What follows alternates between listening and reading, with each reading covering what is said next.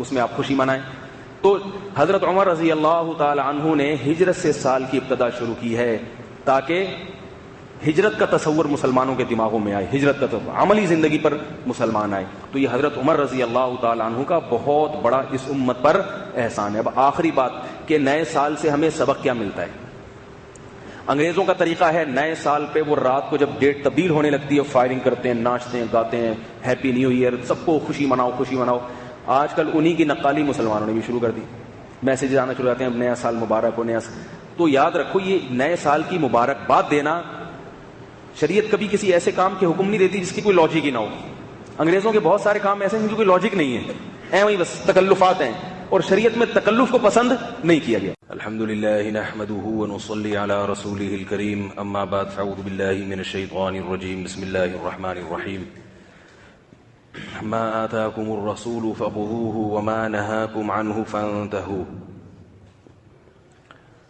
ابھی جنریٹر چل جائے گا, نئے سال کی ابتدا ہے, تاریخ چینج ہوئی ہے نا, لائٹ گئی ہے. چاند کا اعلان ہو گیا کہ نہیں ہو گیا؟ ہو گیا. اچھا, تھوڑا سا نئے سال کے بارے میں کچھ اس کے احکام اور کیا اسباق ملتے ہیں. اسلام کا اپنا ایک تشخص ہے. سن عیسوی پہلے سے چلتا ہوا آ رہا تھا. یہ والے کھڑکیاں بند رکھیں, جنریٹر کی آواز آتی ہے اندر, تاکہ آواز کم آئے. اسلام نے ایک پورا ضابطہ حیات دیا ہے مکمل, کسی چیز میں مسلمان قوم کو لاوارث نہیں چھوڑا. تو اسلام نے باقاعدہ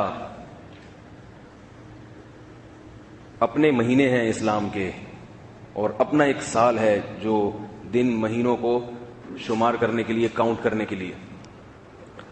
اس وقت پوری دنیا میں 2 نظام چل رہے ہیں مہینے اور سال کو کاؤنٹ کرنے کے لیے, جو سب سے زیادہ پوری دنیا میں رائج ہیں. باقی ہیں لیکن وہ تھوڑے تھوڑے بہت ہی نجی سطح پہ, انہیں بین الاقوامی سطح پہ کوئی بھی نہیں مانتا.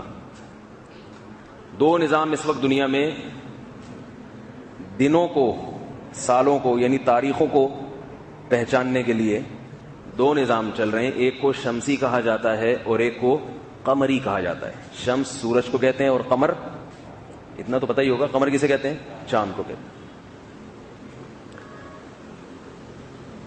تو اور دنیا میں 2 بڑی قوموں نے یہ پورے شماریات کے نظام پہ قبضہ کیا ہوا ہے, ایک عیسائی اور ایک مسلمان. تو یہ 2 ہی سسٹم پوری دنیا میں چل رہے ہیں اس وقت. عیسائیوں کا جو نظام ہے وہ جو ان کے سال کی ابتدا, یعنی وہ جب کوئی واقعہ بیان کرتے ہیں نا کہ یہ کب ہوا یہ واقعہ, تو وہ اس کو کس سے اٹیچ کرتے ہیں؟ حضرت عیسیٰ علیہ الصلوۃ والسلام کو جب آسمان پہ اٹھایا گیا تو وہ والے سال کو عیسائیوں نے پہلا سال فرض کیا ہوا ہے. سمجھ میں آ رہی ہے بات؟ اس کے بعد جتنے سال گزرتے چلے گئے تو وہ اسی حساب سے سن 1 آیا, پھر سن 2 آیا, پھر سن 3 آیا, پھر سن 4 آیا, پھر 5 آیا, پھر 500 آیا, پھر 600 آیا, پھر 700, پھر 800, پھر 1000, پھر سن 2000 آ گیا. اور اب کون سا چل رہا ہے بھائی؟ سن 2016. اس سے پہلے کی تاریخ اگر دیکھنی ہو تو اس کو لیے کیا کہتے ہیں؟ قبل مسیح. اردو میں قاف میم لکھا ہوا ہوتا ہے نا, قاف میم, قبل مسیح.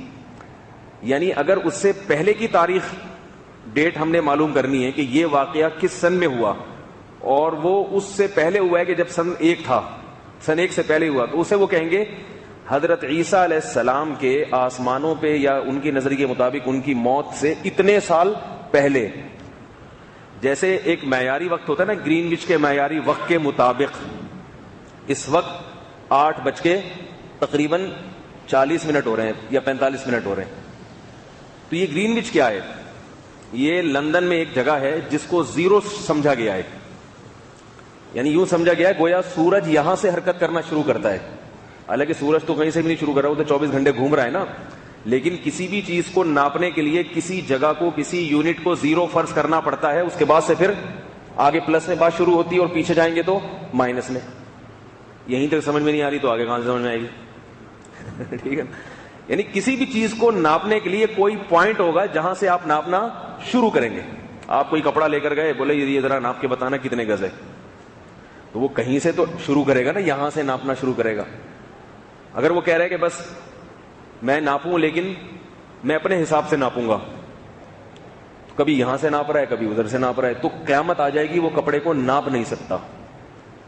تو پوری دنیا میں جو شماریات کا نظام ہے، کاؤنٹ کرنے کا نظام ہے، وہ اس پر چل رہا ہے کہ کسی چیز کو پہلی یونٹ فرض کیا جاتا ہے، اکائی فرض کیا جاتا ہے، اس کے بعد پھر آگے اس پر سیڑھیاں چڑھتے ہیں اور ناپتے چلے جاتے ہیں کہ کہاں سے کہاں جا رہے ہیں. چیزوں کی ہائٹ معلوم کرنے کا کیا طریقہ ہے؟ جیسے کہتے ہیں نا یہ علاقہ اونچائی پر ہے اور یہ علاقہ پستی میں ہے. تو اونچائی، اب مری میں آپ اگر چلے جائیں تو مری والے کہتے ہیں کہ ہم اونچائی پہ نہیں، ہم تو زمین پہ ہیں. مری والے کیا کہیں گے اگر آپ ان کو کہو تم 2000 فٹ کی بلندی پر ہو، کہ نہیں ہم بالکل زمین پہ بیٹھے ہوئے ہیں، ہم 0 فٹ بلند ہیں. ہاں جو ہمارے گھر میں چھت پہ جو آدمی بیٹھا ہوا ہے وہ 8 فٹ کی بلندی پر ہے. تو مری کو ہم جب کہتے ہیں نا مری ہائٹ پر ہے، تو کیا مطلب لاہور کی نسبت ہائٹ پر ہے. تو ہم نے جو اکائی کسی چیز کی اونچائی کو ناپنے کے لیے جو پہلی یونٹ جس کو فرض کیا وہ سطح سمندر. سطح سمندر، بھائی سمندر سے ناپا جاتا ہے کہ یہ ہائٹ پر ہے یا پستی میں ہے، اور ہائٹ ہے تو کتنی ہائٹ ہے. کوئٹہ اتنے ہائٹ ہے. میں تو ایک گلگت میں ایک جگہ گیا ہوں جو 5000 فٹ بلندی پر ہے کوئٹہ سے. چاند بالکل بس تھوڑا سا فاصلہ رہ گیا تھا. دوستوں سے کہہ رہا تھا تھوڑا سا ہے، چاند وام سیر کر کے آ جاتے ہیں، اتنا مسئلہ نہیں ہے. تو کسی بھی چیز کو ناپنے کے لیے نا کوئی بنیادی اکائی ہوتی ہے، وہاں سے آگے پھر ہم شروع کرتے ہیں. اس کو یہ جو عیسائی لوگوں کی زبان میں کہتے ہیں AD، آفٹر ڈیتھ، یعنی حضرت عیسیٰ کی ڈیتھ کے بعد، جو کہ ڈیتھ نہیں ہے بلکہ حضرت عیسیٰ کو زندہ آسمانوں پہ اٹھایا گیا ہے. لیکن بہرحال وہ دن جس دن آسمانوں پہ اٹھایا گیا، جس دن وہ ڈیتھ کا دن کہتے ہیں اور ہم کہتے ہیں کہ زندہ گیا آسمانوں پہ، اس دن کو پہلا سال فرض کیا گیا. اور یہ عیسائیوں کا یہ جو ہے یہ پوری دنیا میں اس وقت سب سے زیادہ استعمال ہو رہا ہے. جب تک مسلمانوں کی خلافتیں تھیں تو اسلامی سال پوری دنیا میں سب سے زیادہ استعمال ہوتا تھا. گورے بھی وہی استعمال کیا کرتے تھے جو مسلمان ملکوں کے تحت رہا کرتے تھے. جب خلافتوں کا خاتمہ ہو گیا، خلافت عثمانیہ ختم ہو گئی، اندلس کی خلافت ختم ہو گئی، تو دنیا میں سب سے زیادہ پھر انگریزوں کا جو نظریہ ہے حضرت عیسیٰ سے جو انہوں نے شروع کیا وہ پوری دنیا میں سب سے زیادہ رائج ہے. اور اس کے بعد دوسرے نمبر پہ مسلمانوں کا محرم، صفر، ربیع الاول 1437 ہجری. تو حضرت عیسیٰ علیہ الصلوۃ والسلام سے جو سیٹ اپ چلتا آ رہا تھا سالوں کو ناپنے کا، اس میں ایک بہت بڑی خرابی تھی جو اسلامی سال میں وہ خرابی نہیں ہے. یہ بہت اہم حقیقت ہے جسے دنیا کے بہت سارے لوگ نہیں جانتے. آج جب ہم کہتے ہیں سن 2016 ہے تو اس کا مطلب کیا ہے کہ حضرت عیسیٰ کو آسمانوں پہ اٹھائے ہوئے 2016 سال ہو چکے ہیں، جبکہ حقیقت میں ایسا نہیں ہے. یہ تو اب سائنس نے ترقی کر لی ہے، سورج کی پوری حرکتیں کیلکولیشن کر کے پورا پتہ چل جاتا ہے کہ بھئی 365 دن میں زمین سورج کے گرد چکر مکمل کر لیتی ہے، اور 4 سال کے بعد اس میں تقریباً 1 دن کا فرق آتا ہے. تو فروری کے مہینے کو 28 کے بجائے 29 کر دیا، بڑھا دیا، ایسے وہ ایڈجسٹ کرتے رہتے ہیں. لیکن جب سائنس نے اتنی ترقی نہیں کی تھی تو یہ شمسی سال میں پادریوں نے بہت گھپلے کیے ہیں، کیونکہ سورج کا جو نظام ہے نا مہینے کو پہچاننے کا، وہ آسان نہیں ہے کہ مہینہ کب شروع ہو رہا ہے. چاند ایک ایسی چیز ہے جو اسلام نے چاند کو وضع کیا کہ بھئی سورج سے آپ نمازوں کا حساب لگائیں، سورج نکل رہا ہے، غروب ہو رہا ہے، ٹائم جو ہے نا واچ گھڑی کی وہ سورج کے حساب سے چلے گی. لیکن جو سال ناپے جائیں گے وہ کس حساب سے؟ چاند کے حساب سے، کیونکہ چاند گھٹتا اور بڑھتا ہے، اسے دنیا کا ہر شخص اپنی آنکھوں سے دیکھتا ہے. نہیں آ رہی میرا خیال بات؟ چاند کے گھٹنے اور بڑھنے کو ساری دنیا دیکھتی ہے. اس میں گھپلا 1400 سال میں کسی کے لیے ممکن تھا ہی نہیں. ایسا ہو نہیں سکتا کہ 15ویں کا 14ویں کا چاند ہو اور کوئی کہے کہ آج 3 تاریخ ہے، کوئی پادری ہو یا کوئی مسلمانوں کا مذہبی رہنما ہو وہ کہ بھائی اس دفعہ 10 محرم تھوڑی لیٹ ہونی چاہیے، تو میں ایسا کرتا ہوں کہ ابھی 5 محرم ہے. وہ چاند بتا دے گا کہ 5 نہیں ہے.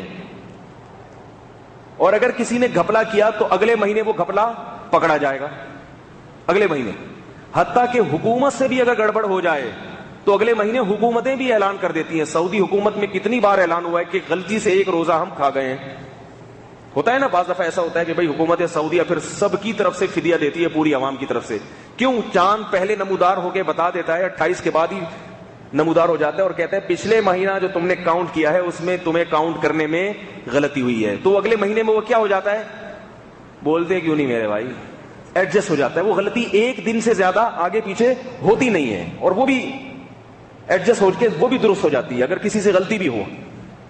اس لیے ہم جب یہ کہتے ہیں کہ یہ 1437 ہجری ہے تو اس پہ قسم اٹھا کے کہہ سکتے ہیں کہ نبی صلی اللہ علیہ وسلم کو ہجرت کیے ہوئے 1437 سال پورے مکمل ہو چکے ہیں. اس میں ایک دن بھی ایک سیکنڈ بھی آگے پیچھے نہیں ہے معاملہ. سمجھ میں نہیں آئی بات؟ یہاں تک آ گئی؟ آگے چلتا ہوں. یہ تو میں نے اس پہ بتایا کہ اسلامی سال کا مدار چاند پر ہے. اس میں کیوں چاند کو شریعت نے زیادہ فوکس کیا ہے, چاند کو کیوں شریعت نے زیادہ اہمیت دی ہے؟ البتہ اس پر ایک اشکال ہوگا. وہ اشکال یہ ہوتا ہے کہ بھئی سورج کا جو نظام ہے نا اس میں کیلنڈر پہلے سے بنے ہوئے ہوتے ہیں, اور چاند میں ہمیشہ کیا ہوتا ہے, مہینہ ختم ہونے کے بعد 29 کا ہے تو 30 کا ہے تو 28 کا ہے, وہ کہیں عید پہلے ہو رہی ہے تو کہیں بعد میں ہو رہی ہے. بیٹھے ہوئے ہوتے ہیں دوربینیں لگا کے, پھر اس میں گھپلے, اور اس میں بہت سارے لوگ کہتے ہیں دیکھو گوروں کا کتنا اچھا نظام ہے, ان کو سب کو پتا ہے 25 دسمبر کب ہے, 1 جنوری کب ہے, 1 فروری کب ہے, 28 فروری کب ہے, یہ سب کو پتا ہے. تو اس میں گھپلا ہی نہیں ہے اور پہلے سے پتا ہوتا ہے. آپ نے کارڈ چھپوائے کہ بھئی 23 مارچ کو یا بلکہ 1 جنوری کو میرے بچے کی شادی ہے, اس میں سب لوگ ولی میں پہنچ جائیں, سب مخصوص تاریخ میں پہنچ جائیں گے. لیکن آپ کارڈ میں اگر لکھو 1 محرم کو میرے بچے کی شادی ہے, سب اس میں پہنچ جائیں, لوگ کہیں گے پتہ نہیں ہفتے کو جانا ہے, اتوار کو جانا ہے یا پیر کو جانا ہے. پشاور والا جمعرات کو پہنچ جائے گا پہلے سے ہی, وہ تو کہے گا 2 دن پہلے ہونی چاہیے. کراچی والے وہ اتوار کو پہنچ رہے ہوں گے, 3-4 دن لیٹ ہو جائیں گے. اور بھی ہے کوئی مصر والا کب پہنچ رہا ہے, ٹھیک ہے نا. تو یہ گھپلا ہے. یہ لوگ کہتے ہیں کہ اس لیے عیسائی جو سال ہے, شمسی سال, وہ زیادہ بہتر ہے. اس کے 2 جواب ہیں اس اشکال کے. ایک جواب تو اس کا یہ کہ یہ گھپلا ہماری حماقتوں کی وجہ سے ہوا, یہ اسلام کی وجہ سے نہیں ہوا. اسلام میں چاند کا ایک لگا بندہ سسٹم ہے کہ حکومت کو یہ اتھارٹی حاصل ہے, یہ اختیارات حکومت کو حاصل ہیں کہ وہ کب چاند ہونے کا فیصلہ کرے اور کب چاند ہونے کا فیصلہ نہیں کرے. اب کوئی حکومت ہی کی نہیں مان رہا یا حکومت کسی جگہ کی شریعت کو فالو نہیں کر رہی تو پھر سسٹم کی خرابی نہیں ہے, یہ آپ کی آپ میں اپنے اندر فالٹ ہے. شہد میں اللہ نے شفا رکھی ہے, اب شوگر کا مریض شہد کھا رہا ہے, وہ مزید بیمار ہو رہا ہے, تو ہم اسے کہیں گے بھائی تمہارے اندر ایک ایسا فالٹ ہے کہ تم میٹھا ہضم کرنے کی طاقت ہی نہیں ہے تمہارے اندر, تو اس میں شہد کا قصور نہیں ہے, تمہارے اپنا جو لبلبا ہے وہ صحیح کام ہی نہیں کر رہا, تو اس لبلبے کا علاج کراؤ, پھر شہد کھاؤ گے تو جان آئے گی تمہارے اندر. اس میں شہد کا قصور نہیں ہے. دوسری بات یہ کہ اس زمانے میں سائنس نے اتنی ترقی کی ہے کہ آپ 1000 سال تک کی چاند کی پوری حرکتیں کیلکولیٹ کر کے کیلنڈر بھی بنا سکتے ہیں فلکیات کی مدد سے. تو وہ جو سسٹم ہے کہ پتہ نہیں ہفتے کو ہوگی کہ اتوار کو ہوگی, وہ ڈاؤٹ بھی ختم ہو سکتا ہے. سعودی عرب کا پورا نظام اسی پہ چل رہا ہے, وہ تو وہاں کی تنخواہیں اور وہ سارا سیٹ اپ اسلامی سال کے حساب سے چلتا ہے, تو ان کو تو یہ پرابلم نہیں ہوتی اور بہت طویل عرصے سے چلتا آ رہا ہے. اس جتنی مسلمانوں کی خلافتیں تھیں وہ ساری اسی پہ چلتی آ رہی تھی, تو ان میں تو کبھی گھپلا نہیں ہوا, کبھی پریشانی نہیں ہوئی. تو آج بھی یہ ہو سکتا ہے, مگر مسلمان کسی ایک پلیٹ فارم پہ متحد ہونے کے لیے تیار نہیں ہے. یہ اس وجہ سے گڑبڑ ہو رہی ہے. اور دوسرا اس کا جواب یہ کہ اس گڑبڑ کا, یہ مہینے میں ایک دفعہ گڑبڑ ہوتی ہے, تو اس گڑبڑ کا حل یہ رکھا جا سکتا ہے جیسے کہ ہمیشہ سے ہوتا رہا ہے کہ بھئی ہفتے کو بچے کا ولیمہ ہے, اور آگے لکھ دیا 30 اور سلیش ڈال کے 1, ٹھیک ہے, یا تو وہ 30 تاریخ ہوگی یا 1 تاریخ ہوگی. یہ ایک حل ہو سکتا ہے. باقی اس کے فضائل کیا ہیں؟ چاند سے جو شریعت نے جوڑ دیا, اس میں بہت ساری حکمتیں ہیں. سب سے بڑی حکمت اس میں یہ ہے کہ چاند کا جو سیٹ اپ ہے نا, وہ جو سال ختم ہوتا ہے چاند کا, وہ سورج کے سال سے 10 دن پہلے ختم ہو جاتا ہے. اس کا فائدہ یہ ہوتا ہے کہ مسلمانوں کا محرم کبھی گرمیوں میں آئے گا, کبھی سردیوں میں آئے گا, کبھی خزاں میں آئے گا, کبھی بہار میں آئے گا. رمضان کبھی گرمی میں آئے گا, کبھی سردی میں آئے گا, کبھی خزاں میں آئے گا, کبھی بہار میں آئے گا. تو ہم ہر مہینے کا لطف ہر موسم میں لیتے ہیں, جبکہ انگریز کی جنوری ہمیشہ سردیوں میں ہی آئے گی اور جون ہمیشہ گرمیوں میں ہی آئے گا ان کے. سمجھ میں آ رہی ہے بات؟ جبکہ ہمارے مذہب نے بہت ساری عبادتیں ہماری مہینوں سے وابستہ کر دی ہیں. ہمارے یہاں محرم کے الگ احکام ہیں, سفر کے الگ ہیں, ربیع الاول کے الگ ہیں, اور شوال کے الگ ہیں, حج کے الگ ہیں, ذی الحجہ کے الگ احکام ہیں.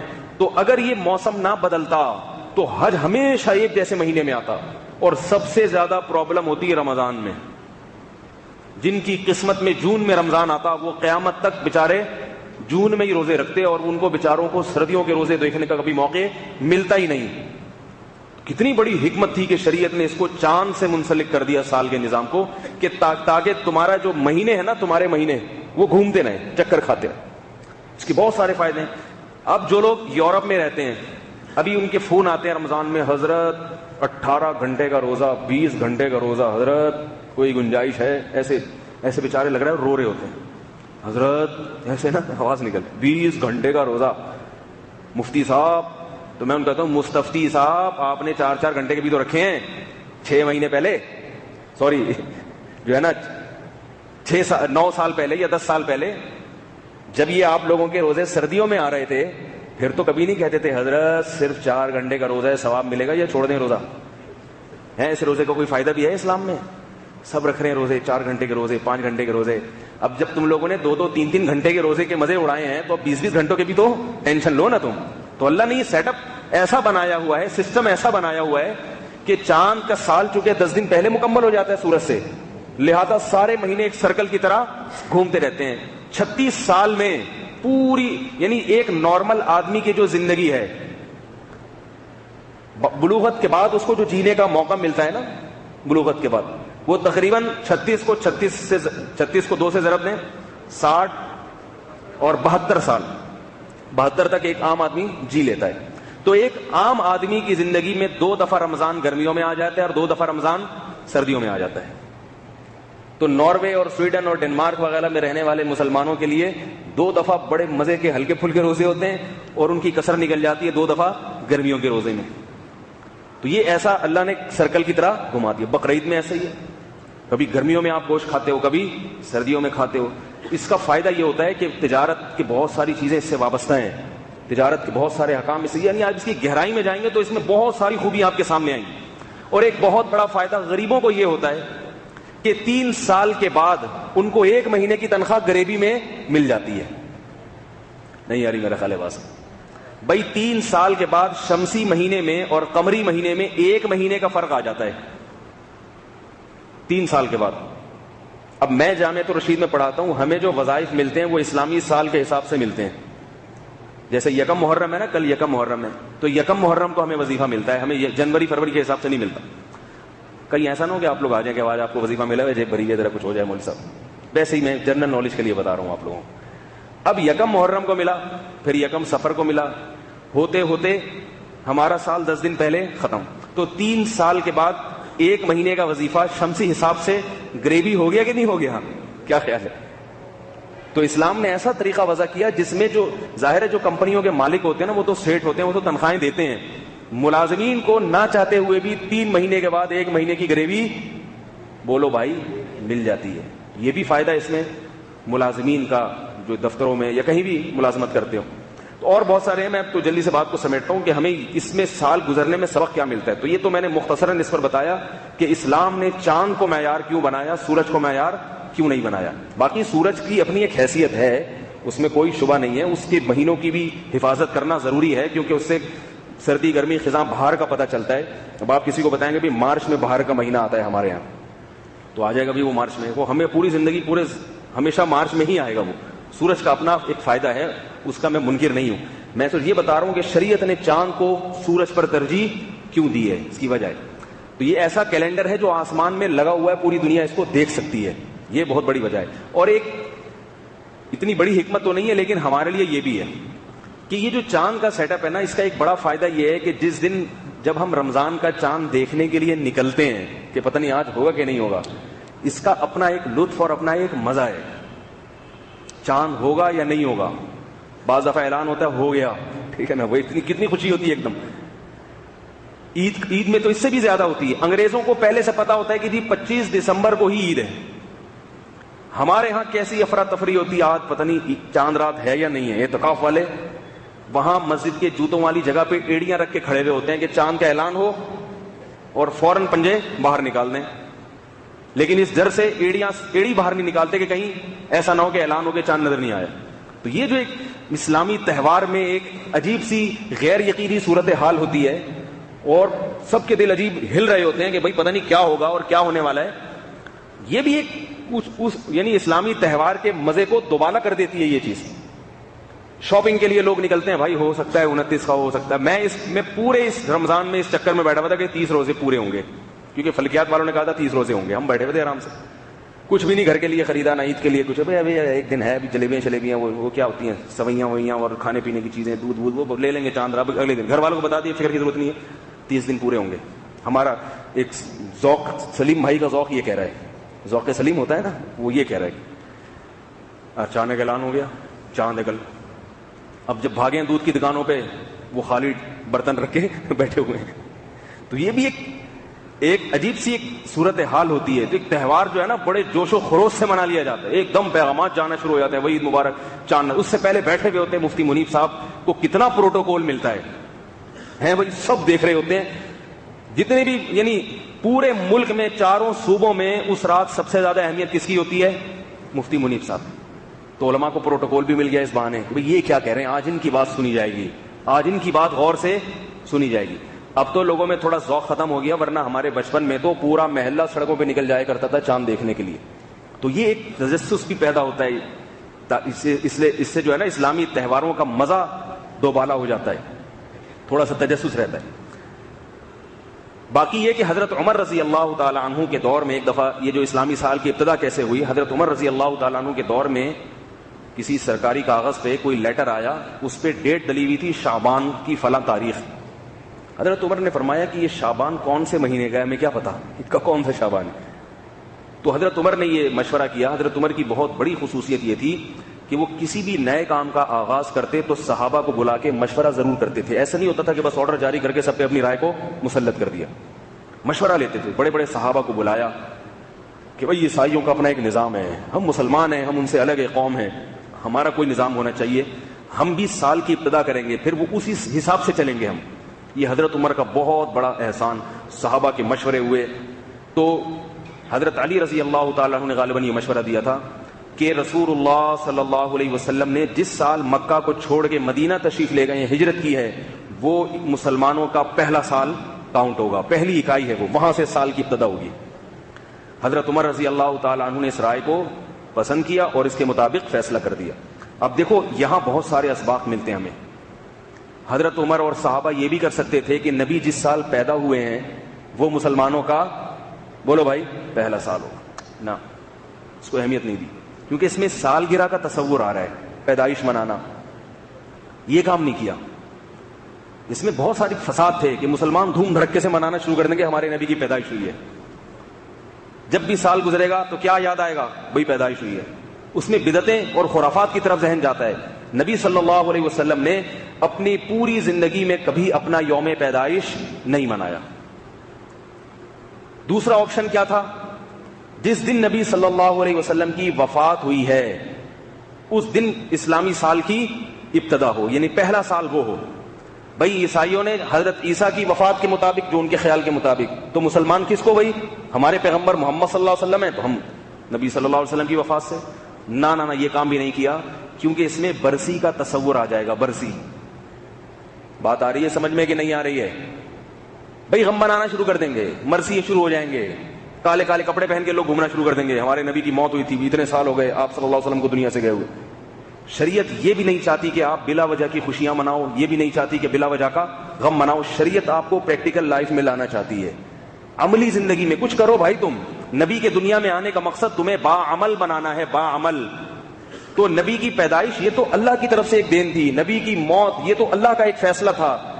ہمارے لیے جو سبق ملتا ہے وہ کس میں؟ کہ جس دن نبی نے دین کی خاطر اپنا سب کچھ چھوڑ دیا تو وہ دن اسلامی تاریخ میں پہلا سال. اس کا فائدہ یہ ہوگا کہ جب بھی سال تبدیل ہوگا تو ہم سے عیسائیوں سے کوئی پوچھے گا بھائی سن 2017 کا مطلب کیا ہے، وہ کہیں گے 2017 کا مطلب ہے حضرت عیسیٰ کو آسمان پہ اٹھے ہوئے 2016 سال ہو چکے. لیکن اس میں سبق کیا ہے؟ کوئی سبق نہیں. بھائی ان کے آسمان پہ اٹھنے سے تمہیں کیا سبق ملتا ہے؟ کچھ بھی سبق نہیں ملتا. ہم سے جب کوئی پوچھے گا کہ بھئی یہ 1437 ہجری ختم ہو کے 1438 شروع ہو رہی ہے تو 1438 کا مطلب کیا ہے، تو ہم کہیں گے کہ محمد صلی اللہ علیہ وسلم اور آپ کے صحابہ نے جب اللہ کی رضا کے لیے اپنا سب کچھ قربان کر دیا، اپنے ملک تک کو چھوڑ دیا، اپنی جائیدادوں کو چھوڑ دیا، تو اس عظیم واقعے کو گزرے ہوئے 1437 سال مکمل ہو چکے ہیں. تو فوراً ایک سبق ملتا ہے بھائی انہوں نے یہ کیا تھا تو ہمیں بھی کچھ قربانی دینی چاہیے. نہیں یار میرا خیال ہے بس اسلام ہر چیز میں عمل کی طرف ترغیب دیتا ہے. بھائی ایسا کام کرو جس سے عمل کو شے ملے, عملی زندگی میں آؤ. مرثیے پڑھ لینا کسی کی موت پر, رو لینا. تبھی شریعت نے اتنا سخت حکم دیا کہ کسی کی میت پر 3 دن سے زیادہ سوگ منانے کی اجازت نہیں ہے. 3 دن کے بعد تعزیت کرنا بھی مکروہ ہے. کسی کے والد کا انتقال ہو گیا, 3 دن گزر گئے, اب شریعت کہہ رہی ہے اب جا کے تسلیاں نہیں دو, آپ کے ابا کا انتقال ہوا, بہت افسوس ہوا. یہ تو غم کو بڑھا رہے ہو آپ. بھئی ہو گیا 3 دن تک رو لیے دھو لیے, صبر کی تلقین ہو گئی, 3 دن تک گھر میں چولہا نہیں جلا کہ بھئی غم زدہ ہیں دوسرے لوگ ان کو کھانا لا کے کھلا دیں, بس اب کاموں میں لگو. ابا گئے ہیں, اماں گئی ہیں, تم نے بھی کل جانا ہے. تم کون سا یہاں ہمیشہ بیٹھے رہو گے؟ آج تم رو رہے ہو, کل تمہارے پیچھے لوگ رو رہے ہوں گے. تیاری کرو, کام کرو, کچھ محنت مزدوری کرو, دفتر جاؤ, آفس جاؤ, گھر میں کھانا پکاؤ. اب آپ نے جناب 6 مہینے تک گھر میں کھانا نہیں پکا رہے کہ جب بھی کھانا پکتا ہے ابا کی یاد آتی ہے, ابا کی یاد آتی ہے. بھائی کل آپ بھی مرو گے, وہ ہمیشہ کے لیے آپ نہیں ہو, ملاقات ہو جائے گی. آج وہ گئے ہیں, کل تم جاؤ گے, سب نے جانا ہے. تو شریعت ایسے کام کی ترغیب نہیں دیتی. تبھی دیکھیں میت کو بہت جلدی دفنانے کا حکم ہے, بہت جلدی, کیونکہ میت جتنی دیر تک رہے گی آپ اپنا ٹائم ضائع کرو گے رونے دھونے میں. اب بہت سی قوموں میں کیا ہوتا ہے, ایک انگریز نے مجھے بتایا, میں نے ان سے میت کے بارے میں کچھ پوچھا, میں نے کہا تم لوگ کیا بندے کیسے مرتے ہیں؟ کھورے سے گپ شپ چل رہی تھی. کیا ہوتا ہے مرنے کے بعد؟ ہمارے یہاں تو یہ ہوتا ہے جیسے ہی دنیا سے تشریف لے گئے سب سے پہلے فون کیا جاتا ہے گورکن کو, بھائی قبر کھدواؤ. جو دیندار گھرانے ہیں, اب تو ہمارے یہاں بھی حساب کتاب خراب ہونا شروع ہو گیا. میت کو چوک پہ لا کے لٹا دینا, پھر پوری دنیا اس کی زیارت کی. جیسے دلہن ہوتی ہے نا, اس کی پورے محلے پڑوس کی خواتین آتی ہیں دلہن دیکھنے کے لیے کہ بھئی ان محلے میں نہیں دلہن آئی ہے, تو منہ دکھائی کے کچھ پیسے بھی دے رہے ہوتے ہیں.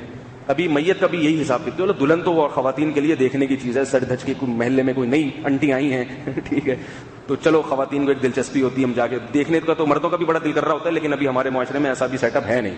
لیکن بے حیائی جس طرح سے پھیل رہی ہے, تو جس طرح انٹیاں جا رہی ہیں اس طرح انٹے بھی جانا شروع ہو جائیں گے کچھ دنوں میں, ایسا لگتا ہے. تو دلہن تو چلو محلے پڑوس کی خواتین آ رہی ہیں, کچھ منہ دکھائی کے پیسے بھی دے رہی ہیں, سمجھ میں آتا ہے. لیکن میت تو بھائی میت ہے, وہ تو چھپانے کی چیز ہے, وہ کوئی نمائش کی چیز نہیں ہے. اس کو بھی چوک میں لا کے رکھ دیتے ہیں. اور میری وصیت یاد رکھو, میں بتا رہا ہوں, میں مر گیا, مرنا تو سب نہیں ہے. میری میت اگر کسی نے چوک پہ لا کے رکھی نا, وہیں اٹھ کے چماٹ ماروں گا کھینچ کے, بتا رہا ہوں میں, وہیں میں آنکھ کھولوں گا اور تھپڑ لگا کے دوبارہ مر جاؤں گا میں. مذاق کے علاوہ حالات پھر ایسا نہ ہو کہ ساری قوم مری ہوئی ہو نیچے خوف کی وجہ سے. وصیت خوب اچھی طرح یاد رکھیں. جو بھی اس موقع پر موجود ہو بولو مولوی صاحب نے سختی سے منع کیا ہے, سختی سے. فوراً چھپاؤ اور اس کو دفن کرنے کی کوشش کرو فوراً. صرف جو قریبی اولاد ہوتی ہے, بیوی بچے ہوتے ہیں, وہ چلو ان کا ٹھیک ہے, وہ بھائی بھائی ہو گیا. باقی ایسے لا کے رکھنا, میں بھی دیکھوں میں بھی دیکھوں, کیوں دیکھو, کیا ہے نمائش لگی ہوئی ہے, کوئی ٹکٹ لگا ہوا ہے, جیسے کیا بولوں میں, کیا تشبیہات دوں. یہ اسلام کا طریقہ نہیں ہے. یہ اسلام اس چیز کو نہیں, اس سے غم بڑھتا ہے. بس چلے گئے دنیا سے, اب کرنے کا کام ہے ان کے لیے دعائے مغفرت اور صدقات و خیرات. دوستی کا حق ایسے ادا ہوتا ہے, دعا کرو ان کے لیے. دیکھنے کا شوق ہے, قبر میں میت کو اتار دیا پھر آ کے دیکھ رہے ہیں, میں نے نہیں دیکھا. کیا ہو جائے گا جب تو بھائی کیا کر لے گا دیکھ کے, نہیں دیکھا تو کون سی قیامت آ جائے کہ تم بھی کل لیٹے ہوئے ہوگے قبر میں, ساتھ والی ان کی بھی کھود دو بھائی, یہ بھی ان کو بتا دو کل تم نے بھی یہاں آنا ہے. یہ وہ حرکتیں ہیں جو غیروں سے سیکھی ہم نے, یہ اسلام نہیں ہے. تو چوک پہ نہ رکھا کریں. اور ناک میں روئی ٹھوسی ہوئی ہے میت کے, پھر اس کی ویڈیوز آ رہی ہیں, پھر فیس بک پہ میرے ابا چلے گئے دنیا سے, یہ فیس بک پہ سب ان کو دیکھ رہے ہیں, پھر کمنٹس کر رہے ہیں. یہ غم بڑھانے والی بات ہے, غم منانے والی صورتحال ہے. نہ شریعت غم منانے کا حکم دیتی ہے اور نہ غم بڑھانے کا حکم دیتی ہے. غم کو منانے کی بھی اجازت نہیں ہے, غم کو بڑھانے کی بھی اجازت نہیں. اور آج کل علماء کے ساتھ یہ بہت بڑا برا سلوک ہو رہا ہے. 24 گھنٹے کے بعد ان کو دفنایا جاتا ہے. یہ بہت بے اکرامی ہے میت کی, بہت زیادہ بے اکرامی ہے. میت کا اکرام ہے اسے مٹی میں چھپاؤ, جلد سے جلد چھپاؤ اس کو مٹی کے اندر. اتنی شریعت نے اجازت نہیں دی کہ ایک شہر میں میت ہوئی ہے تو اس کو دوسرے شہر میں لے کے جاؤ فوراً. اس کو اگر اس سے محبت ہے آپ کو, کرنے کا کام یہ نہیں ہے جا کے دیکھو مجھے, میں رہ گیا مجھے دکھا دیں. یہ کرنے کا کام یہ ہے کہ جیسے ہی موت کی اطلاع ملی اس کے لیے اللہ کے سامنے آنسو بہاؤ, اللہ اس کی مغفرت کر دے, اس کے لیے صدقات و خیرات کرو. وہ ساری زندگی کرتے رہو. یہ کام نہیں ہوتا, یہ کام آج کے مسلمان سے نہیں ہوتا. تو یہ کرنے کا کام ہے. اور یاد رکھو مسئلہ یہ ہے کہ عورت کے شوہر کا اگر انتقال ہو گیا ہاسپٹل میں عورت کو جیسے ہی اطلاع ملی ہے فوراً لازم ہے کہ وہ اپنے گھر کی طرف بھاگے. وہ شوہر کو دیکھنے کے لیے ہاسپٹل میں نہیں جا سکتی, کیونکہ شوہر کی موت کی اطلاع کے فوراً بعد عورت پر عدت, بولو نا بھائی, لازم ہو جاتی ہے. اور عدت کہاں ہوتی ہے؟ ہاسپٹل میں ہوتی ہے, قبرستان میں ہوتی ہے, کہاں ہوتی ہے؟ گھر میں ہوتی ہے. بڑی بڑی دیندار خواتین جیسے ہی شوہر کی موت, نہیں میں دیکھوں اب بچوں کے ابا کو, میں جا کے دیکھوں, ہائے میرے میاں چلے گئے دنیا سے, میں جا کے دیکھوں. گھر میں رہو بھائی, گھر میں چلے گئے, اب آپ کے دیکھنے سے زندہ نہیں ہو جائیں گے, وہ مرے ہی آپ کی دیکھنے کی وجہ سے ہیں. وہ آپ کی وجہ سے مرے ہیں, پھر جا کے ان کو ٹینشن دے رہی ہو. مذاق کر رہا ہوں, کوئی حقیقت نہ سمجھیں, لیکن بہت سے بیچارے اس وجہ سے بھی مرتے ہیں. تو اب نہ دیکھیں, آپ گھر میں رہیں, کوئی بات نہیں.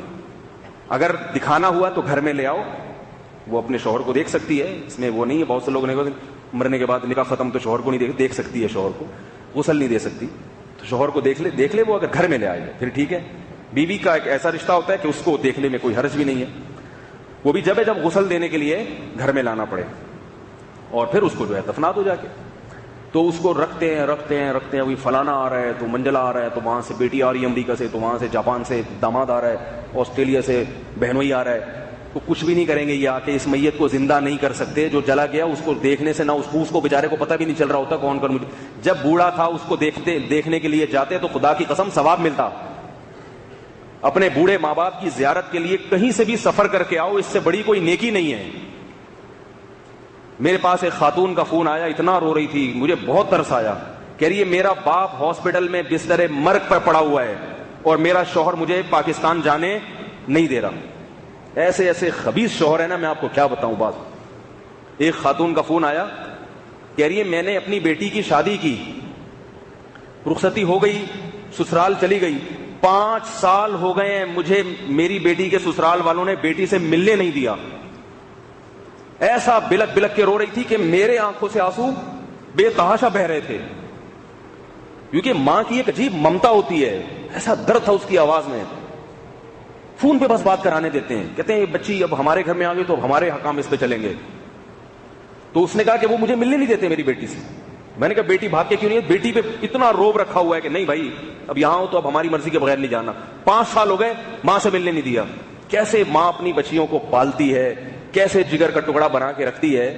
اس میں اتنا تنگ ظرف ہونا, اتنا تنگ. ماں کا رشتہ, باپ کا رشتہ ایسا ہے کہ بیوی جب کہا کرے نا ابا اماں سے ملنا ہے, اسے فوراً جانے دیا کرو. بولا ابا اماں سے ملنے پر کوئی پابندی نہیں ہے. اس میں کوئی اتنا تنگ ظرف رکھنا اپنا کہ میرے گھر سے چلی جائے گی تو کھانا کون پکائے گا, تو روٹی کون پکائے گا, تو یہ کون کرے گا. تو اپنی بیٹیوں کے بارے میں بھی مستقبل میں سوچ لیا کرو میرے بھائی. تو میں نے اس خاتون کو مشورہ کیا دیا, میں نے کہا طلاق لے لو ایسے آدمی سے. الٹا مشورہ ہے کہ نہیں ہے؟ میں نے کیا کہا, میں نے کہا طلاق لو, کیونکہ 5 سال میں ملنے نہیں دیا. اب اگر ملنے دے بھی دیں گے تو پھر اگلے 5 سال تک, یا 1 سال میں بھی اگر ایک دفعہ ملنے دیں, تو جس ماں نے بیٹی کو پالا اور اس کے دل میں بھی محبت اور بیٹی کے دل میں نے کہا ان نالائقوں سے طلاق لو. طلاق بٹھا دو گھر میں, بغیر شوہر کے زندگی گزار لے. میرا خیال ہے کہ یہ آسان زندگی ہے. ماں اور بیٹی کے رشتے جو اتنا قریبی رشتہ ہوتا ہے, اس کو جدا کر دینا, یہ جہنم میں جائے گا تمہارا داماد بھی اور یہ تمہارا سسرال بھی. ایسے جہنمیوں کے پاس اپنی بیٹی کو رکھا ہوا, اس کی طبیعت کے برے اثرات پڑیں گے. اس نے کہا میرا بھی یہی موڈ ہو رہا ہے. ٹھیک ہے نا. میں ان کم بختوں کو عقل بھی جب آئے گی, جب آپ اس کو لے کر آؤ گی گھر میں بٹھاؤ گی, طلاق تک مجھے پتا تھا نوبت آئے گی نہیں. جب یہ گھر میں لا کے بٹھا دے گی نا کہ نہیں بھیج رہی جاؤ, ان کو پتا ہے کہ کوئی دوسری اتنی شریف اس زمانے میں ملے گی نہیں کہ جس کو 5 سال تک روک لیا اور وہ رکی بھی رہی. وہ کہے گی میں جا رہی ہوں, نکل. صحیح ہے نا.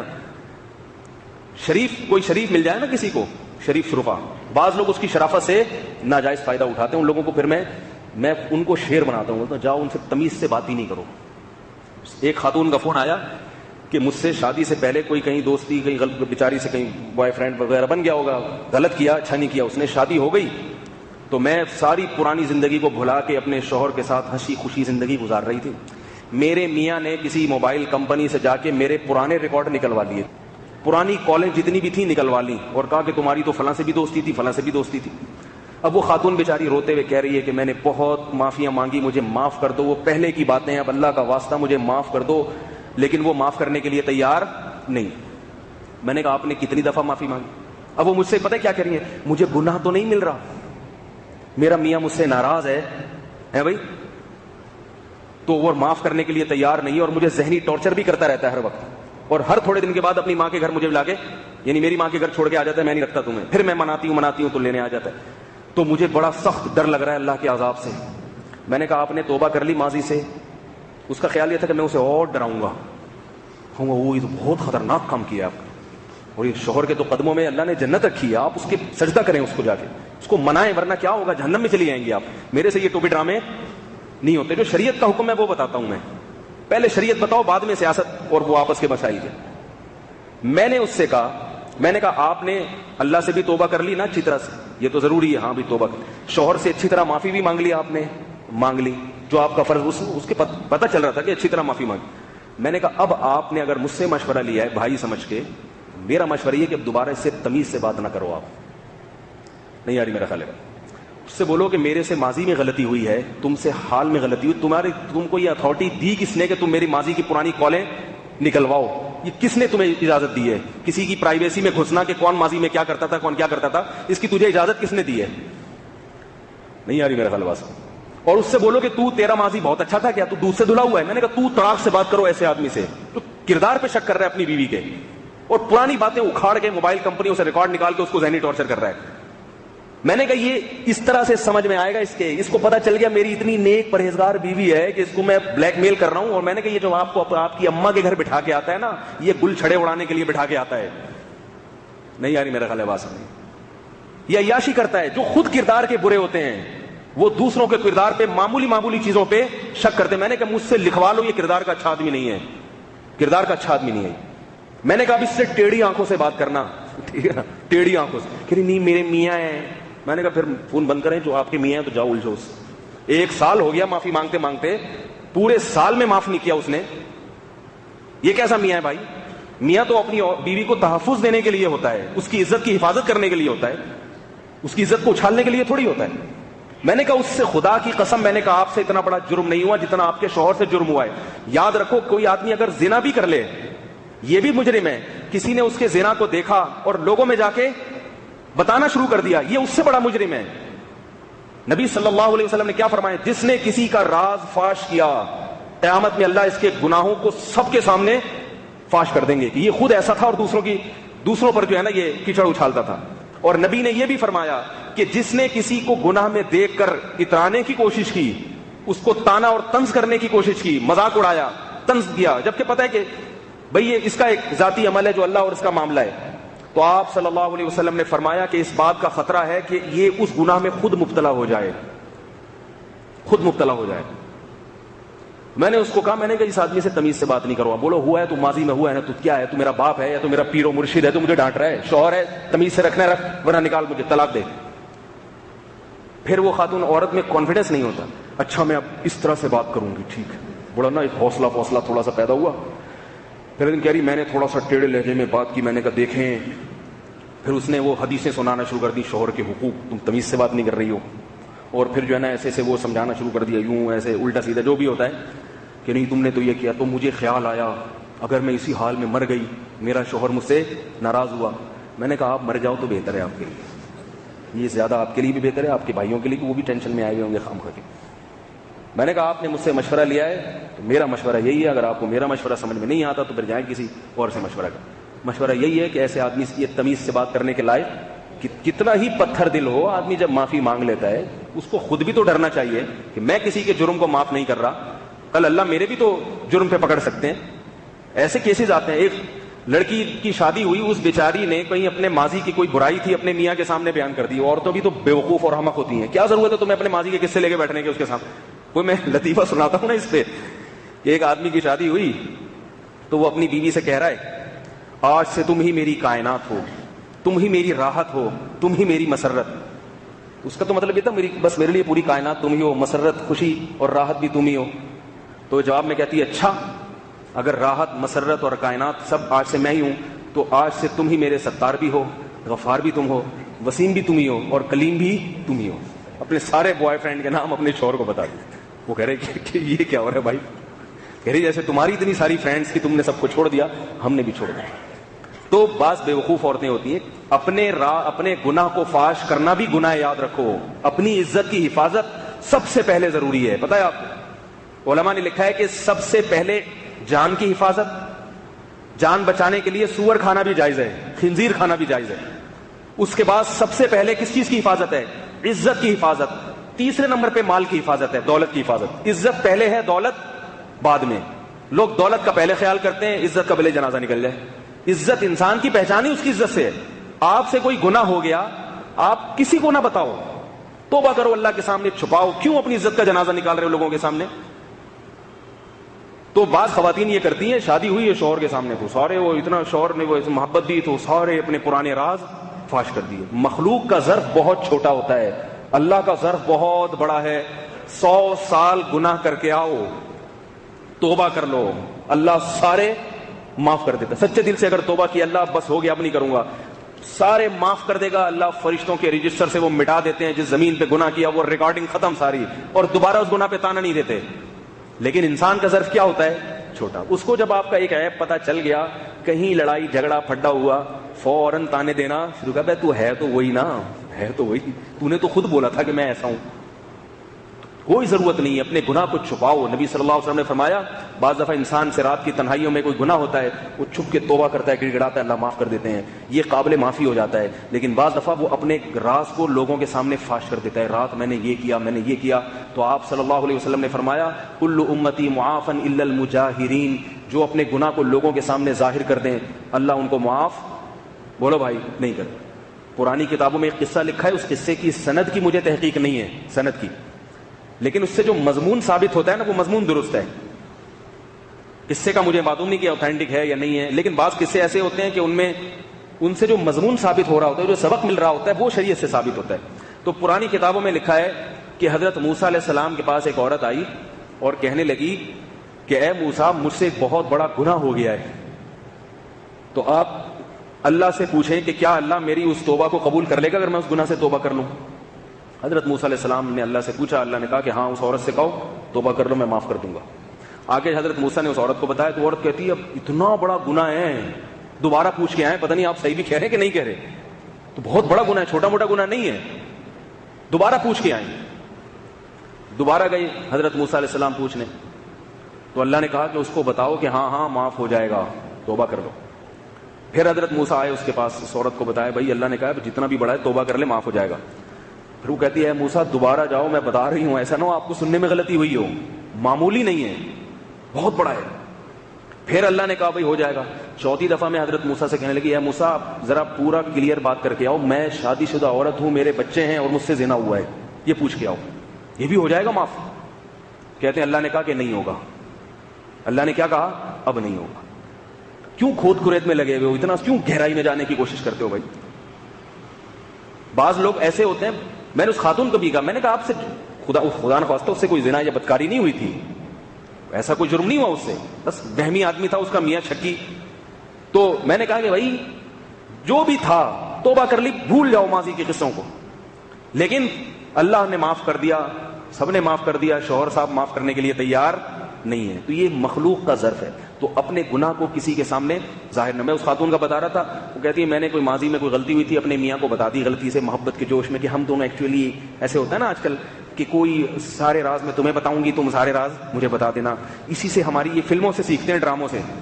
میں چاہتا ہوں اپنی ساری چیزیں تم سے شیئر کروں اور کوئی چیز ہمارے درمیان مخفی نہ رہے. کیوں, یہ کیا ہے, یہ بھی تو انسان ہے. تو ماں باپ سے شیئر نہیں کرتے, اگر کرنی ہے تو ابا کو بتاؤ نا, اماں کو بتاؤ. ابا اماں خیر خواہ ہوتے ہیں, وہ ذلیل نہیں کرتے. باقی کسی کا کوئی بھروسہ نہیں ہے. ابھی تو محبت سے, جہاں میاں بیوی میں لڑائی جھگڑے ہوں گے, وہ سارے پرانی فائلیں کھول کے رکھ دے گا, یہ تو اس نے خود بولا تھا, اس نے خود بولا تھا. تو اس خاتون نے بیچاری نے بتا دیا. میاں نے اس وقت تو کچھ نہیں کہا, لیکن اب وہ بیچاری کہہ رہی ہے جب کوئی مسئلہ ہوتا ہے مجھے تانا کہ تو ایسی ہے, تو نے خود بتایا. اتنے تانے کہ وہ ذہنی مریضہ بن گئی, وہ لڑکی ذہنی مریضہ بن گئی, دماغی توازن خراب ہو گیا اس کو, ذہنی ٹارچر کر کر کے. جو شکی آدمی ہوتا ہے نا, وہ تو پھر معاف نہیں کرتا, تو بار بار وہی جملہ دہراتا رہتا ہے. تو اس لیے ہم اللہ کے بندے ہیں, کوئی غلطی ہو اللہ کو بتاؤ. ہاں, اپنے پیر و مرشد کو بعض دفعہ بتایا جاتا ہے, کسی سے عالم سے بزرگ سے تعلق ہے, تاکہ کوئی گناہ ایسا جڑ پکڑ گیا ہے تو وہ کوئی ایسا نسخہ بتا دے تاکہ وہ گناہ آپ سے چھوٹ جائے. جیسے کوئی آپ کے اندر کوئی ایسا عیب ہے جو آپ لوگوں کے سامنے ظاہر نہیں کرنا چاہتے, مگر ڈاکٹر کو آپ بتا دیتے ہیں بعض دفعہ, کیونکہ آپ کو پتا ہے ڈاکٹر اس کا علاج کر دے گا. تو ایسے ہی جو روحانی ڈاکٹر ہوتے ہیں, روحانی سے وہی وہ ٹوپی ڈرامے والے نہیں, جو اوریجنل علماء ہیں, جو بزرگان دین ہیں, ان کو بعض دفعہ, اس میں بھی میں یہ کہتا ہوں کہ پہلے کوشش کرو خود ہی ٹھیک ہو جاؤ, اگر نہیں ہو پا رہے پھر بتاؤ کسی کو, حضرت یہ میرے اندر عیب ہے. علماء جو اہل اللہ ہوتے ہیں ان کی ایک عادت یہ ہوتی ہے, وہ کسی کا گناہ سن کے اس سے بدگمان نہیں ہوتے. سمجھ میں آئی ہے بات؟ عام آدمی بدگمان ہو جاتا ہے, ابے بنا تو یہ پھرتا تھا, اتنی لمبی داڑھی, اور اندر سے دیکھو یہ ہے. بزرگوں کی اللہ نے فطرت ایسی بنائی ہوتی ہے, ان کے سامنے کوئی کتنا بڑا گنہگار آ جائے, وہ کہتے ہیں بھائی شاید ہم سے اچھا ہی ہو, کیونکہ اگر ان کے اندر یہ جذبہ نہ ہوتا تو وہ بزرگ نہ ہوتے, پھر تو متکبر ہوتے نا, ہم بہت اچھے ہیں. ان کے سامنے کوئی آ جائے کتنی برائی ہو, وہ ان کے ذہن میں اس کی برائی نہیں آتی, وہ کہتے ہیں یار ہم سے اچھا ہی ہوگا, اس کے اندر یہ برائی ہے, ہمارے اندر پتہ نہیں کوئی دوسری برائی نہ ہو. تو ایسی مجبوری میں الگ بات ہے. بات کہاں سے جلدی میں سمیٹ کے ختم کرتا ہوں. محرم کی بات چل رہی تھی, تو یہ جو مرثیے ہیں اس میں عورت کی عدت سے بات میں نے شروع کی. بھائی وہ فوراً گھر چلی جائے جیسے شوہر کے انتقال کی خبر آئی ہے. تو شریعت میں نہ غم کو منانے کی اجازت ہے, نہ غم کو بڑھانے کی اجازت ہے, اور نہ کوئی ایسا کام کہ برسیاں کو منایا جائے. خوشی کے 2 دن شریعت نے رکھ دیے, عید الفطر اور عید الاضحیٰ, اس میں آپ خوشی منائیں. تو حضرت عمر رضی اللہ تعالی عنہ نے ہجرت سے سال کی ابتدا شروع کی ہے, تاکہ ہجرت کا تصور مسلمانوں کے دماغوں میں آئے, ہجرت کا تصور عملی زندگی پر مسلمان آئے. تو یہ حضرت عمر رضی اللہ تعالی عنہ کا بہت بڑا اس امت پر احسان ہے. اب آخری بات کہ نئے سال سے ہمیں سبق کیا ملتا ہے. انگریزوں کا طریقہ ہے نئے سال پہ وہ رات کو جب ڈیٹ تبدیل ہونے لگتی ہے فائرنگ کرتے ہیں, ناچتے ہیں, گاتے ہیں, ہیپی نیو ایئر, سب کو خوشی مناؤ خوشی مناؤ. آج کل انہی کی نقالی مسلمانوں نے بھی شروع کر دی, میسیج آنا شروع ہوتے ہیں نیا سال مبارک ہو, نیا سال.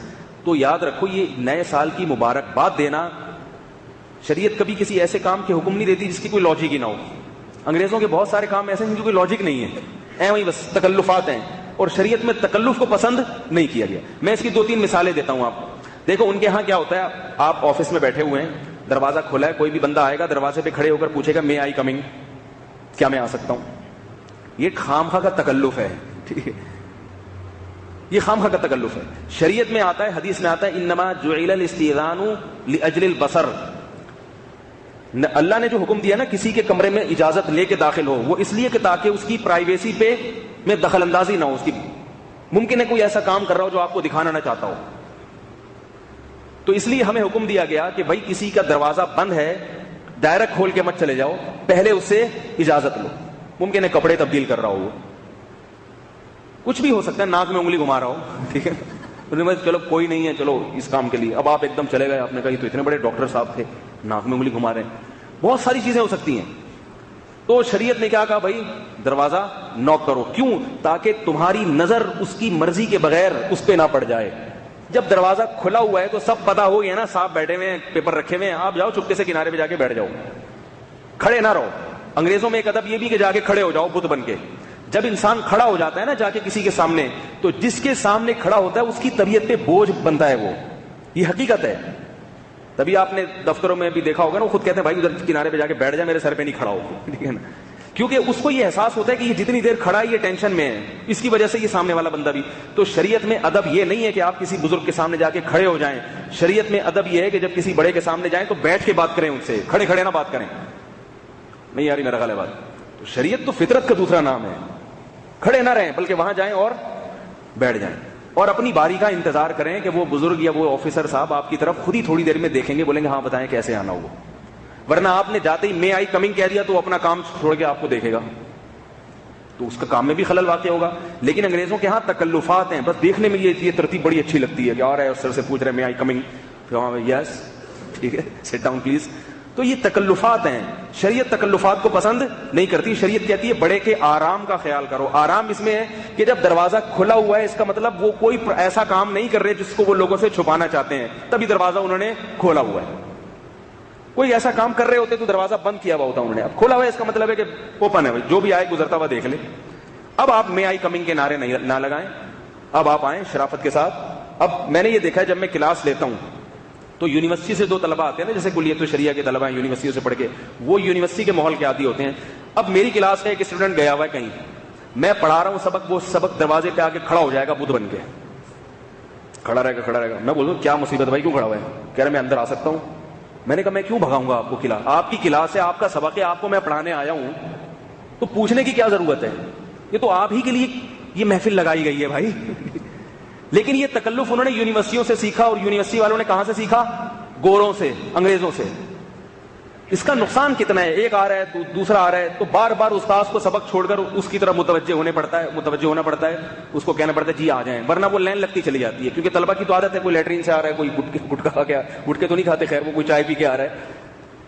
تو میں ان کو بتاتا ہوں یہ انگریزوں کا ہے, اسلام کا نہیں. یہ کلاس آپ کے لیے ہے, تو آپ کو جانے کے لیے تو اجازت چاہیے کہ کلاس ہے, استاذ محترم آپ بیٹھے ہوئے ہیں سبق پڑھانے کے لیے, مگر مجھے میری نانی یاد آ رہی ہے, میں وہاں جانا چاہتا ہوں, مجھے میری امی یاد آ رہی ہیں, مجھے واش روم جانا ہے. جانے کے لیے تو اجازت ہے, آنے کے لیے نہیں ہے. سمجھ میں نہیں آ رہی میرا خیال ہے. اور جانے کے لیے بھی جب ہے جب استاذ نے کوئی بہت اہم, ورنہ جو اگر کوئی جا رہا ہے تو ظاہر ہے کوئی کام ہی ہوگا نا, تو کیوں سبق میں استاذ کی توجہ ہٹا کے آپ اس سے جو ہے نا وہ توجہ دوسری طرف کرتے ہیں. اور بھی اس قسم کی بہت ساری چیزیں ہیں, وہ ابھی میرا موضوع نہیں ہے. تو انگریزوں کے جو بہت سارے ادب و آداب ہیں وہ خامخواہ کے تکلف ہیں. ایک تکلف کی ایک مثال دیتا ہوں. آپ نے دیکھا ہوگا وہ جو بات کہتے ہیں آخر میں تھینک یو کہہ دیتے ہیں. اب کوئی اعلان کیا یہاں سگریٹ پینا منع ہے, شکریہ. بھائی سگریٹ پینا منع ہے, آپ نے جب اعلان کیا تو اس میں شکریہ یہ تھینک یو کا کیا مطلب ہے؟ بھائی یہ تو ایک اناؤنسمنٹ ہے, آپ نے کر دی, لگا دی, بھائی سگریٹ نہیں پی, ختم ہو گئی بات. لیکن وہ اس کے آخر میں کیا لگاتے ہیں؟ Thank you.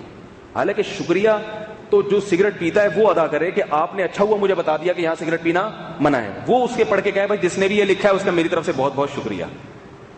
تو وہ سن کے آپ کچھ ہے, تکلفات ہیں, ہر بات میں تھینک یو, ہر بات میں شکریہ. خبردار سگریٹ نوشی صحت کے لیے مضر ہے, شکریہ. ابے بھائی جس سگریٹ پینے والے کو آپ نے بتایا مضر ہے, اس کو چاہیے کہ وہ سگریٹ کمپنی کا شکر ادا کرے, یار تم نے ڈبہ تو مجھے دے دیا لیکن شکریہ آپ کا بہت بہت کہ آپ نے بتا دیا کہ یہ پینے کی چیز ہے نہیں. ٹھیک ہے نا, پی تو رہا ہوں مگر یہ پینے کی چیز ہے نہیں, تھوڑا ڈر ڈر کے اعتدال سے پیوں گا. تو اس کو شکریہ ادا کرنا چاہیے, مگر شکریہ کون ادا کر رہا ہے؟ وہی تو. یہ جو چیز آ رہی ہے بس ہم تو اس کو لیتے چلے آ رہے ہیں. اسلام میں الگ سے آداب ہیں. اور دیکھو تھینک یو کا کوئی مطلب نہیں ہے, بس تھینک یو ایک اظہار تشکر ہے. اسلام نے اس کے لیے اس کا آلٹرنیٹ ایک لفظ رکھا ہے, جزاک اللہ. یہ کتنا خوبصورت لفظ ہے. کیا مطلب؟ آپ نے جو میرے اوپر یہ احسان کیا تو اللہ آپ کو اس کا بدلہ عطا کرے. حدیث میں آتا ہے جس نے کسی کو جزاک اللہ کہہ دیا تو اس نے اس کا بدلہ ادا کرنے میں مبالغہ کر دیا. بھائی آپ کو کوئی کام تھا, آپ جا رہے ہیں, آپ سے سامان نہیں اٹھ رہا, ٹماٹر لے کے آ رہے ہیں آپ ہفتے بازار سے, زیادہ لے آئے اس دفعہ, آپ نے کہا چلو پورے مہینے کے لے آتا ہوں. میں وہی مثالیں دوں گا نا جو اپنے اوپر فٹ آتی ہیں. تو آپ سے اٹھ نہیں رہے, ایک بندہ آیا, مولوی صاحب ایک تھیلی میں اب یعنی آپ کے گھر لے جاتا ہوں, میں اٹھا لیتا ہوں. تو میں اسے کہوں جزاک اللہ, اس نے میرا مجھ پر احسان کیا, ٹماٹر اٹھا کے یہاں سے وہاں لے گیا. لیکن میں نے اسے کیا کہا کہ اللہ اس کا آپ کو بدلہ عطا کرے.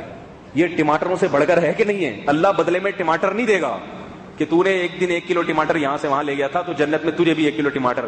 اللہ پھر اپنی شان کے حساب سے بدلہ دیتا ہے. اللہ کہتا ہے بھائی تو نے فلاں کی خدمت کی تھی, اس کا یہ اجر ہے جو تجھے دے رہا ہوں. وہ بعض دفعہ ایسا بدلہ ہو جاتا ہے کہ بخشش ہی ہو جاتی ہے.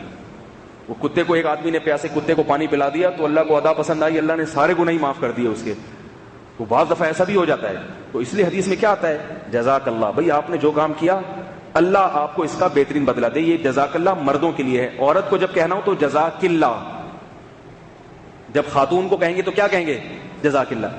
خواتین یہ لفظ سمجھتی نہیں ہے. ہمارے ایک استاذ کے پاس فون آیا کسی خاتون کا, تو انہوں نے مسئلہ بتایا اس خاتون کو, تو وہ خاتون کہہ رہی ہے جزاک اللہ. یعنی وہ خاتون یہ سمجھتی ہے کہ عورت جب کسی کو کہے گی تو جزاک اللہ کہے گی. بھائی عورت جب کسی کو کہے گی نہیں, جب یہ خطاب مرد سے کیا جائے تو جزاک اللہ کہا جائے گا, جب خطاب عورت سے کیا جائے تو جزاک اللہ کہا جائے گا. وہ خاتون کہہ رہی ہے کہ وہ خاتون یہ سمجھی کہ جب عورت کسی کو کہے گی تو جزاک اللہ کہے گی, حالانکہ وہ سامنے بندہ بیٹھا ہوا ہے, وہ حیران یار میں عورت کب سے ہو گیا مجھے جزاک اللہ کہ. تو عجیب سا ہو رہا ہے. تو چاہے عورت یہ لفظ استعمال کرے یا مرد, یہ نہیں دیکھا جائے گا. کہا جس کو جا رہا ہے, خطاب کس سے ہو رہا ہے, اس کی جنس کو دیکھا جائے گا. مرد ہے تو جزاک اللہ, عورت ہے تو جزاک اللہ, اور اگر کوئی بیچ کا ہے تو اس کو جو مرضی کہہ دو. بعض ایسے بھی ہوتے ہیں نا بیچارے گھوم رہے ہوتے ہیں, ان کو آپ جزاک اللہ کہتے ہیں, وہ جس میں خوش ہوں وہ آپ ان کو کہہ دیں. تو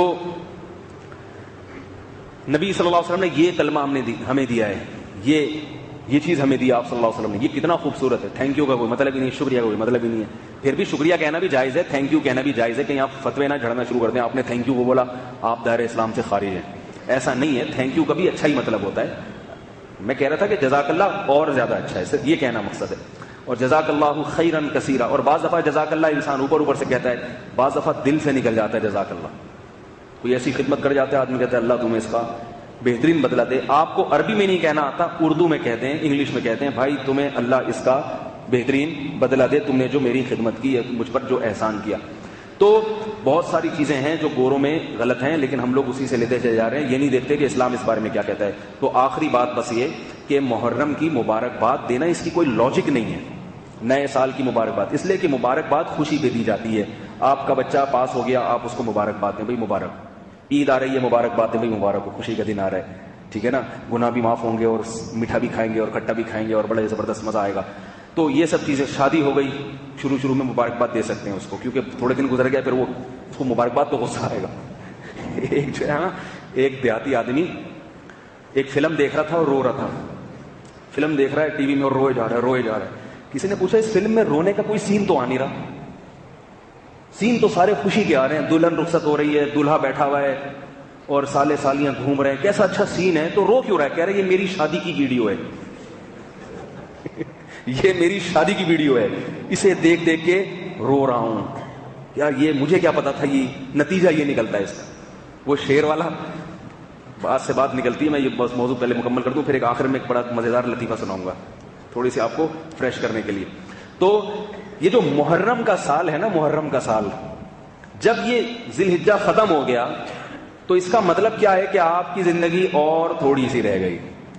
لے بھیا، اگر کسی نے 1438 ہجری میں مرنا ہے تو آ گیا 1438، ٹھیک ہے نا. اگر کسی کی قسمت میں 1439 میں مرنا لکھا ہوا ہے تو لے بھائی اور قریب ہو گیا قبر کے. کسی کی قسمت میں اگر لکھا ہوا ہے 1450 ہجری میں مرے گا تو ابھی 1436 تھا تو تھوڑی خوشی تھی، ابھی تقریباً 16-17 سال باقی ہیں. اب جناب یہ بھی گیا، اس کا مطلب کیا کہ اب کتنے رہ گئے؟ اگر 17 سال باقی تھے تو اب 16 رہ گئے، اگر 16 سال باقی تھے تو اب 15 رہ گئے، اگر 15 باقی تھے تو اب 14 رہ گئے. تو خوشی کس بات کی منا رہے تو بیٹھ گئے. اب آپ کو اگر کوئی کہے نا بہت خوشی ہوئی، آپ بولے مجھے تو بہت غم ہو رہا ہے بھائی، قبرستان سے ایک سال مزید قریب ہو گیا. جتنے دن زندگی کے لے کے آیا تھا اس میں ایک گھڑی اور ختم ہو گئی. تبھی ہمارے حضرت مفتی رشید احمد صاحب رحمہ اللہ فرمایا کرتے تھے، وہ تو فتاوی لکھتے تھے نا روزانہ، اس پہ تاریخ ڈالتے تھے. فرماتے ہیں جس دن یکم محرم کو تحریر لکھتا ہوں تو عادت پڑ چکی ہوتی ہے نا، جیسے 1437 ہے تو ہر وقت 1437 لکھتے لکھتے عادت. تو جب یکم محرم آتا ہے اور تحریر پہ لکھتا ہوں 1438، جیسے ایک مثال دے رہا ہوں میں، ان کے زمانے میں تو سال کچھ اور تھے نا، تو ایک دم قلم تھر تھرانے لگتا ہے کہ لے بھائی 1437 بھی گزر گیا، زندگی اور ختم، زندگی کی ایک شام اور ختم ہو گئی. ایسے فرماتے کہ میں تھوڑی دیر کے لیے دہل جاتا ہوں، اللہ نے قبر کے اور قریب کر دیا. اور دیکھو آج وہ دنیا میں نہیں ہے، قریب ہوتے ہوتے چلے گئے، دنیا سے چلے گئے. تو اب ہمارا نمبر ہے. آج ہم یہ باتیں کر رہے ہیں، کل ہم بھی نہیں ہوں گے، لوگ کہیں گے لے بھائی وہ بھی چلے گئے. اور جو کہنے والے ہیں ہو سکتا ہے وہ پہلے چلے جائیں. بعض دفعہ میں ایسا بیان کرتا ہوں، لوگ ترس کھاتے ہیں، حضرت آپ کیوں جا رہے ہیں دنیا سے؟ میں نے جب اپنے بیان کیا تھا میں اگر مر جاؤں تو یہ کرو، تو لوگوں نے کہا آپ مر رہے ہیں کیا؟ میں نے کہا آپ نہیں مر رہے ہیں، ترس کھا رہے ہیں میرے اوپر کہ آپ بھی مر جائیں گے. میں نے کہا ہو سکتا ہے آپ پہلے مر جائیں. یہ میں نے اس لیے وصیتیں کی ہیں کہ میری والی آپ کی میت پہ چلا دی جائیں، ٹھیک ہے نا. میری والی کس پہ چلا دی جائیں کہ بھئی حکم تو ایک ہی ہے، یہ مرے وہ مرے، حکم سب کا ایک ہی ہے. تو میں نے کہا جب کوئی اپنے بارے میں بیان کرے تو اس کے بارے میں نہ سوچو، اپنے بارے میں سوچو. میں اپنے بارے میں سوچوں، آپ اپنے بارے میں سوچیں. اور جس سے محبت ہوتی ہے اس کے بارے میں یہ سوچنا کہ یہ مر جائے گا، یہ محبت نہ ہونے کی علامت ہے. کیونکہ جس سے محبت ہوتی ہے انسان اس کے بارے میں یہ سوچتا ہے یہ زندہ رہے گا. یہ محبت کی باتیں یہ ضرورت ہو تو پھر سمجھ میں آتی ہیں چیزیں. ہمارے حضرت کے ایک مرید نے حضرت کو خط لکھا کہ حضرت مجھے ڈر یہ لگتا ہے آپ اگر مر گئے تو میرا کیا بنے گا. انہوں نے فرمایا یہ کیوں نہیں سوچتا میں اگر مر گیا پہلے، خود اپنے آپ کو کیوں نہیں مار رہا بھائی، یہ کیسی محبت ہے. اپنے آپ کو پہلے مارنے کی فکر کرو بھائی، میں مر گیا تو کیا ہوگا. تو مر تو کوئی بھی کسی وقت سکتا ہے. تو اب یکم محرم کا مطلب کیا ہوا؟ اور قریب، بس اب گئے. تو اس میں کیا مبارکباد دے رہے ہو؟ ہاں عبرت کی باتیں میسج پھیلائیں بھائی، زندگی میں ایک سال اور کم ہو گیا، دیکھ لو ابھی مزید بھی گڑبڑیں گناہ کرنے ہیں یا اسی طرح حساب کرنا ہے، ورنہ اگلا سال بھی کم ہو جائے گا اور ایک دن موت کا فرشتہ آ کے کھڑا ہوگا اور پھر توبہ کا دروازہ ہمیشہ کے لیے بند ہو جائے گا. تو یہ سبق ملتا ہے جب بھی نیا سال شروع ہوتا ہے، ایک دوسرے کو واعظ و نصیحت کے میسج بھیجا کریں. بھائی محاسبہ کر لو، اب نئے سرے سے عزم کر لو، اے اللہ جو زندگی خراب گزر گئی، یکم تاریخ ہے، نیا سال شروع ہو رہا ہے، اب ہم کوشش کریں گے اس سال اپنی زندگی کو درست کر لیں. اللہ نے ہماری زندگی کا 1 سال کم کر دیا ہے. سمجھ میں آ رہی ہے بات کہ نہیں آ رہی؟ تو یہ کام ہے کرنے کا. اگر یہ کرتے ہیں پھر تو اچھی بات ہے. یہ نہیں کرتے. اور نئے مہینے کی دعا ہے اسلام میں, نئے سال کی نہیں ہے.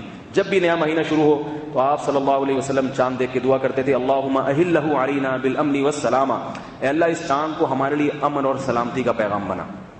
تو یہ دعا کی جا سکتی ہے کہ اللہ اس نئے سال کو ہمارے لیے اور اس نئے مہینے کو ہمارے لیے امن اور سلامتی کا پیغام بنا, کہ جو کچھ ماضی میں ہو چکا ہے ملک میں فسادات, دہشت گردی, قتل و غارت, اے اللہ یہ نیا سال ہمارے لیے رحمت بن کے. یہ دعا کا موقع ہے اور محاسبے کا, اپنے اعمال کو میں غور کرنے کا موقع ہے. ہیپی نیو ایئر اور مبارک. بعض لوگ کہتے ہیں کہ جب ہم انگریزوں کا سال اتنی ہنسی خوشی مناتے ہیں تو اسلامی سال بھی ہم ایسے ہی منائیں گے. تو بھائی انگریزوں کا بھی نہیں مناؤ اور اسلامی بھی نہیں مناؤ, نہ وہ مناؤ نہ یہ مناؤ. دونوں میں جو کرنے کا کام ہے وہی ہے. جب 1 جنوری شروع ہو تو بھی دعا مانگ لینے میں کوئی حرج نہیں ہے کہ اللہ 2016 گزر گیا. بھائی فرشتے نے جو ڈیٹ لکھی ہوئی ہوتی ہے نا موت کی, وہ اسلامی بھی ہوتی ہے اور انگریزی بھی ہوتی ہے. یعنی مطلب تو ویسے تو کچھ نہیں لکھی ہوئی ہوتی, اس کو پتا ہوتا ہے کہ کس کو کب مارنا ہے, وہ ڈیٹوں کا محتاج نہیں ہے. لیکن ہمارے لحاظ سے وہ اسلامی بھی ہے اور انگریزی بھی. وہ پتا ہوتا ہے کہ فلاں تاریخ کو اتنی جنوری کے ٹھنڈا ٹھنڈا موسم ہوگا اور یہ ٹھنڈ سے مرے گا, ٹھیک ہے نا, پنکھا بند کرنا بھول جائے گا. اور بعض ہیٹر سے مر جاتے ہیں. پچھلے سال ہمارے ایک دور کے رشتے دار تھے, سردی میں ہیٹر چلا کے سو گئے. وہ گیس والا ہیٹر, گیس کہیں سے لیک ہوتی رہی ہے, صبح میاں بیوی دونوں مردہ کمرے سے نکلے. تو کسی کی سردی میں موت لکھی ہوئی ہے, کسی کی گرمی میں لکھی ہوئی ہے, کوئی پتہ نہیں ہے بھائی. تو محاسبہ کر لینا چاہیے, مراقبہ کر لینا چاہیے. اللہ تعالیٰ سمجھ نہیں, وہ پھر کسی اور وقت وہ چٹکلا سنائیں گے, کسی کو بھی وقت بہت زیادہ ہو گیا. کسی نے کہا کہ بھائی شادی کے لیے مسئلہ پوچھا ہے, رشتہ بھیجا اور لڑکی سے پردہ کرنے کو کہا, لیکن شرعی پردہ کے لیے وہ نہیں مان رہے. بڑے بے شرم لوگ ہیں جو اس بنیاد پہ شادی کرتے ہیں کہ ہم لڑکی کو پردہ نہیں کرنے دیں گے. ایک تو ہوتا ہے نا کہ آپ کو پردے والی مل رہی ہو, ٹھیک ہے نا, آپ کہیں کہ بھائی ٹھیک ہے پردے والی مل گئی اچھی بات ہے, لیکن اگر پردے والی نہ بھی ملتی تو بھی میں اتنا نیک نہیں ہوں, میں پھر بھی گزارا کر لیتا. یہ سمجھ میں آتی ہے بات.